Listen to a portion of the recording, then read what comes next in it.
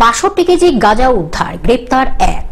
62 KG গাঁজা উদ্ধার, গ্রেপ্তার এক। গোপন সূত্রের খবরের ভিত্তিতে বিশাল পরিমাণ গাঁজা উদ্ধার করল পান্ডুয়া থানার পুলিশ। শুক্রবার পান্ডুয়ার বেড়ালা কোচমারি গ্রাম পঞ্চায়েতে বোড়াগুড়ি বাড়ির খাদ অঞ্চল থেকে মোট 62 কেজি নিষিদ্ধ গাঁজা বাজেয়াপ্ত হওয়ায় এলাকায় ব্যাপক চাঞ্চল্য ছড়ায়।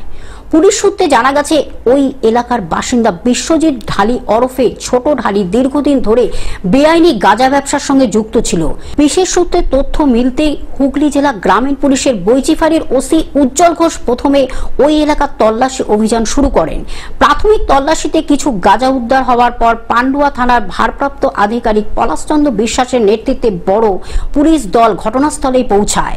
এরপর বাড়িটির একাধিক ঘরে তল্লাশি চালিয়ে দুটি বড় বস্তা থেকে প্রায় 62 কেজি গাঁজা উদ্ধার করে পুলিশ। খবর পেয়ে ঘটনাস্থলে পৌঁছান হুগলি জেলা গ্রামীণ পুলিশের ডিএসপি অভিজিৎ সিনহা মহাপাত্র, সিআই মগরা সৌমেন বিশ্বাস, পান্ডুয়া থানার ওসি পলাশচন্দ্র বিশ্বাস সহ আরো বহু পুলিশ আধিকারিক। কিছুই নয়, আমাদের এনডিপিএস অ্যাক্টের বেশ কিছু এখানে ক্যানাবিস ধরা পড়েছে এবং সেটা পুলিশের প্রেজেন্সে, এবং আমি অ্যাজ এ ম্যাজিস্ট্রেট এখানে আমাকে যেরকম মহকুমা শাসক নির্দেশ দিয়েছিলেন, তো আমার প্রেজেন্সে এটা সিজার হলো এবং এরপরে যা আইনি যা যা ব্যবস্থা আছে সেগুলো। মানে কতটা মাল ছিল এখানে?